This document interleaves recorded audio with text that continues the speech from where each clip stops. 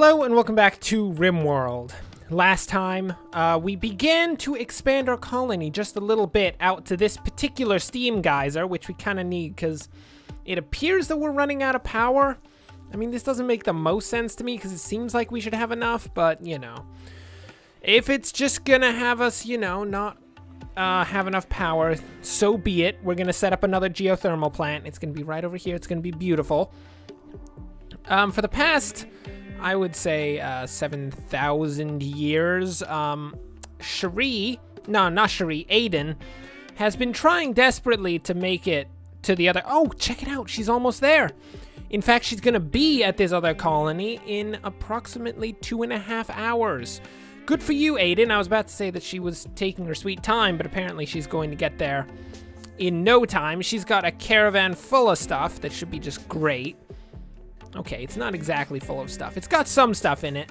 Look, it's gonna be fine. Aiden's gonna be okay. She's gonna sell some stuff. Probably not gonna die, and she's gonna bring back to the colony a bunch of food, which I'm 100% certain the colony needs, because we are pretty low on food right now. That continues to be a thing. In response to that, we should probably, just saying, put out a few more hunt orders out here. Oh, look. Caravan 1 has officially arrived, so let's do a bit of trading here. Looks like they have a bunch of cows. That's interesting. I don't think we really want any cows, although I'll keep it in mind. What do we want to sell? All the smoke leaf that we have here, as well as our sandstone club, a silver mace, and some other stuff. That'll be perfect. And then is there anything we actually want to pick up here? I mean, they have, like... Do they have any assault rifles? Not really. They just got some sniper rifles. Admittedly, a doomsday rocket launcher, but... I mean, that's cool and all. I'm not exactly gonna pick that up, but... You know, we'll keep it on our mind regardless. Actually, it doesn't really look like there's that much that we want here. She does have 17 days worth of food on her, which I think is more than enough for what we're looking to send her back. She could potentially pick up a bit more food, which is probably a good idea, given the food shortage. So let's try to get, like, I don't know, 200 rice. Yeah, that'll be good. We will accept 200 rice, and Aiden will be heading back over to the two monarchs, and that should be perfect. Aiden, good luck. How much food do you have? Days of food? 17.5, and it will take you around about 3 days to get back. Based upon that, I'm pretty sure, but not 100% certain, that she's going to survive that one. I mean, there's a good chance that she'll live unless she gets attacked by some group of pirates, which, admittedly, I mean, this world is known for having a bunch of pirates everywhere. It is something we have to deal with on a consistent basis. So she could get attacked by a pirate, but I'm going to elect that we should at least live in willful ignorance of the existence of any pirates, because, you know, it's just nicer to pretend that you can actually walk outside your house without getting shanked by a pirate. That's generally something people like. What is that? Is that a mountain lion? It's a cougar. Hello, cougar. We should hunt that cougar. I mean, we probably shouldn't. That's probably a bad idea. And when I say probably, I mean, that is with 100% certainty a bad idea. But, you know, it's a cougar. I mean, how much food does a cougar give when you butcher a cougar? Also, how many people would love to be able to say that they shot a cougar? I mean, I'm pretty sure everyone in this colony would love to say that. Jeez, we are actually taking up a lot of space in this colony, aren't we? I mean, I'm just looking at the current layout, and we don't have much actual room space left. We're going to have to start building off of these walls to get new sections.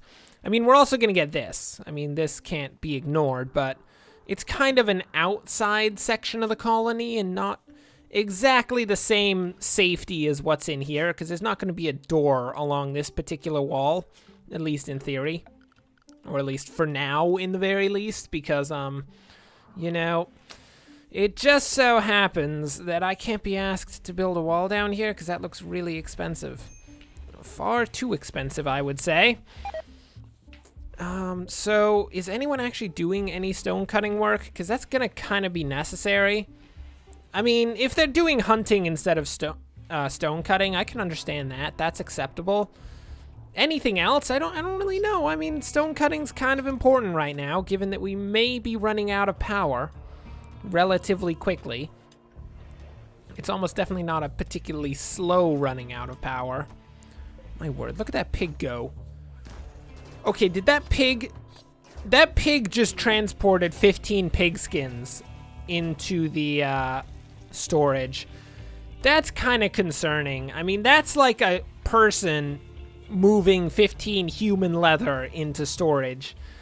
I don't know, is there like physical or psychological scarring occurring with these pigs? This might be a thing. I mean, I kind of get this strange feeling that they find themselves to be slaves, which is more or less accurate. I mean, it's how we treat them. Are these all not piglets anymore? Oh, they aren't. Oh, let's slaughter a few of these. We are running out of food, and I mean, pigs are the best form of food, so as we just considered the humanity of enslaving a bunch of pigs, we're not going to particularly consider the humanity of butchering them after having enslaved them. Don't worry about that. It's fine. Look, they're gonna die. We're gonna eat them, and that's all that we need to worry about.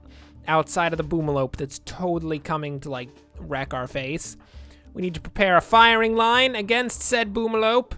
Everyone into position. As soon as you see the boomalope, please open fire. Gabe is coming from the wrong direction, actually. It just so happens that Gabe is going to run into the line of fire, which is not exactly what I'd count as a good thing. Gabe, yep, you're gonna need to take a long route there. Perfect. Okay, boomalope dead.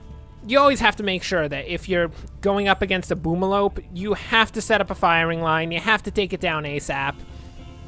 Because if they get actually into like this defensive area and blow up, that's just a massive nuisance that we cannot have occurring. Gabe, yeah, please help Squirrel. He appears to be incapable of putting out the fire that is on him right now. Just probably terribly disfiguring him. Ooh. All the way up the right arm, torso, neck, and now he's putting out fires after having been on fire himself. Squirrel, you know you don't have to do that. I'm gonna recommend that you go, rest until healed. Because, you know, getting burnt severely by boomalope explosion, which I'm not exactly certain what sort of agent causes boomalopes to explode, but I imagine it's not a fun agent to be exploded by. I mean, same time in saying that, I don't think there's many agents that are fun to be exploded by. Usually anything that blows you up is not exactly the most fun thing in the world. But I would imagine that a boomalope explosion is significantly worse than a majority of other ones, because it's probably got some sort of like disgusting biological agent in it, and Squirrel's now gonna die of a vicious infection. Which, I mean, I guess he would have died of a vicious infection regardless, because that's generally how people die in this colony. But, you know, it's gonna be slightly worse because it's a boomalope infection. So it looks like our House of the Dead is actually filling up pretty significantly. We probably need to build an expansion on that, which is weird. I mean, I usually don't like actually building expansions to the Houses of the Dead, because, you know, they're just for putting corpses in. We don't need to spend that much time on it, but we'll do it regardless, because it has to be done. Oh yeah, we're working on component assembly. Ooh, we're going to get that pretty soon, actually. We're going to be able to set up full component production in here. And Cherie, if you don't mind, could you go call the bulk goods trader that just showed up? Because we, my friends, are going to purchase all of the... They have iguanas? These large lizards normally feed on plant matter.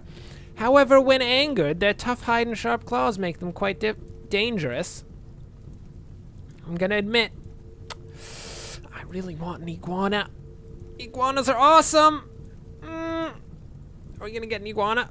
Do we have any smoke leaf to sell? Well, we have 8 smoke leaf to sell. That's not much. Ooh, luciferin. 85 bucks a pop.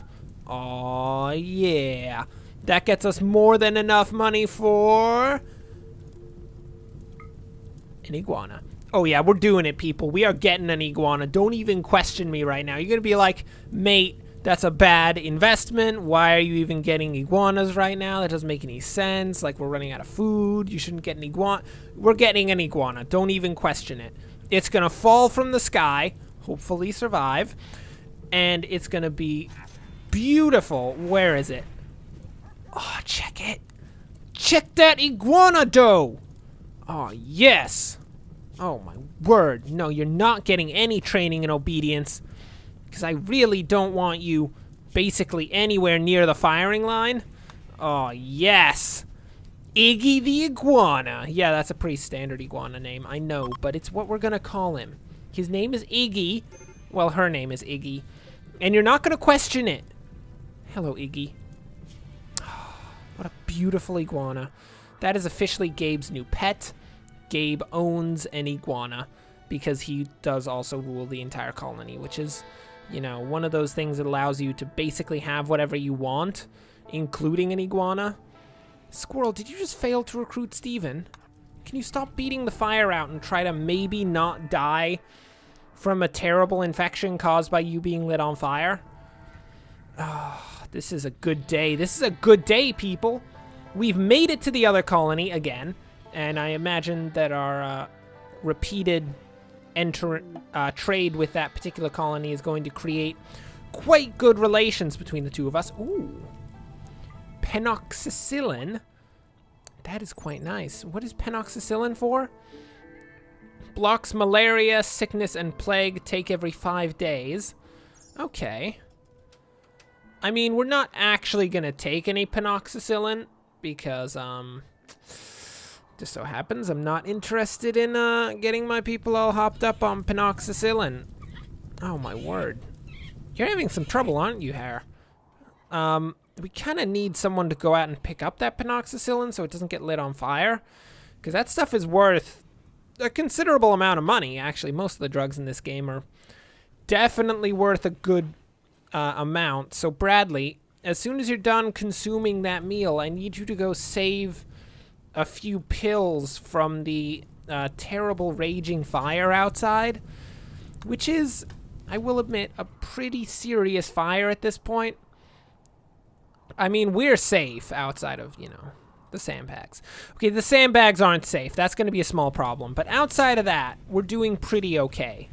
You know, when I say that, there is a fire suppressing item here somewhere. I don't think we have access to it yet.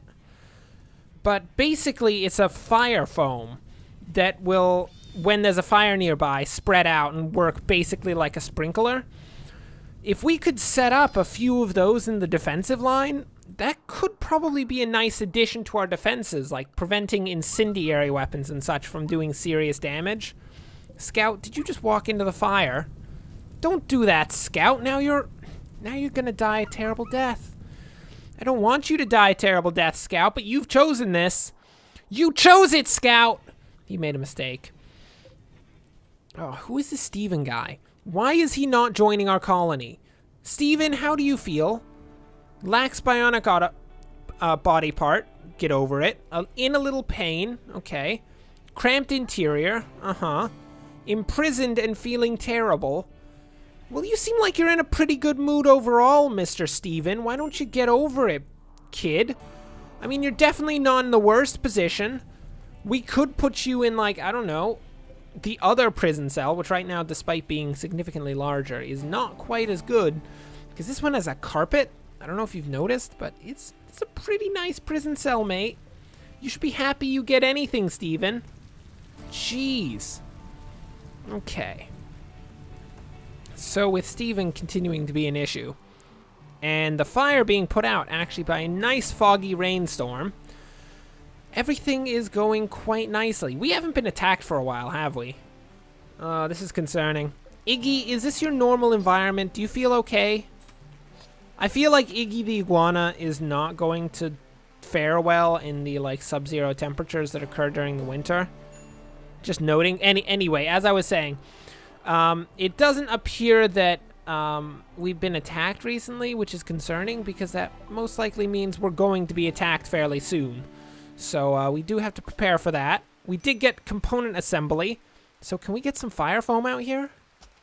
Yeah, we're going to get some fire foam. Hopefully that's going to do something nice. I mean, I assume that fire foam works well, but I've never actually used it because I'm too lazy to set it up all throughout the colony, which would be really nice because it would basically prevent our colony from lighting on fire, but, you know, I'm not going to put fire foam poppers everywhere. We're going to set them up in the defensive line just to protect the colony a little bit more. It'll be nice. We did just get component assembly, so this guy, that is the component assembly machine, and it is going to get set up right here. It's going to be beautiful. I believe we've got a considerable amount of steel on mining. I don't know, how much do we have right now? 54?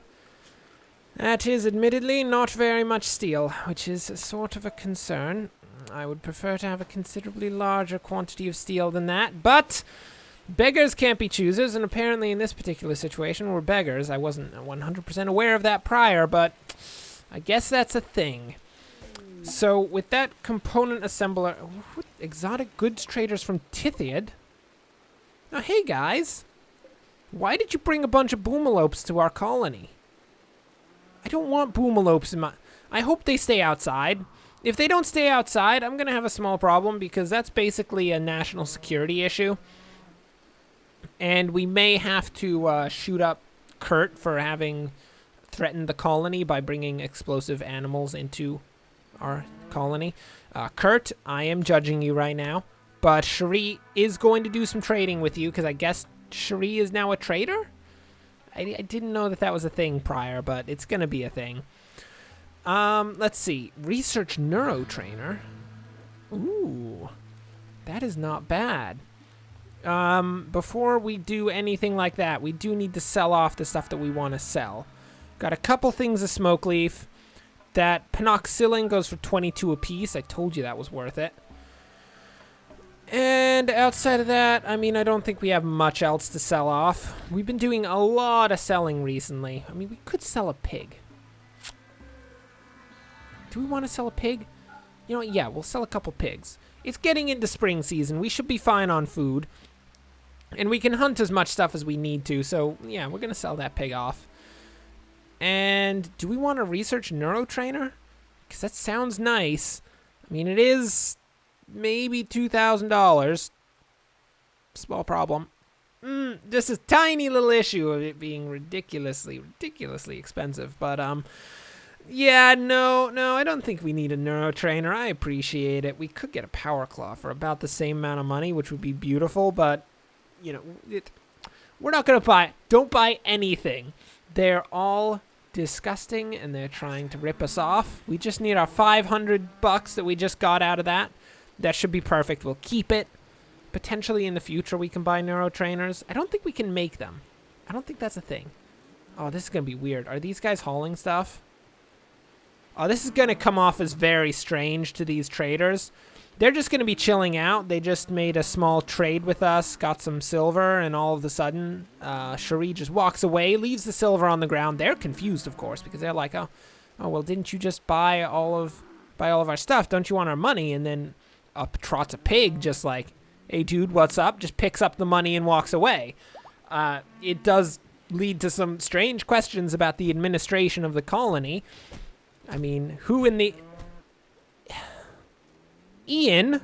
Fox? Did they just have a social fight in the middle of our colony? Guys, I appreciate your patronage, but you're not allowed to have social fights outside of our colony. Jeez. Okay, maybe they won't question the strangeness of the pigs just showing up and walking away with silver because they seem like pretty strange people to begin with. And also, those pigs are totally the ones that we sold to them. Just saying, small thing. Just a small note. So that's completely reasonable, actually. Although, here comes the pig to actually bring away the silver. Thanks, guys. I appreciate it. Very nice. Are those pigs actually making a considerable amount of piglets at this point? Because I will note, it's been quite useful to have a bunch of piglets around.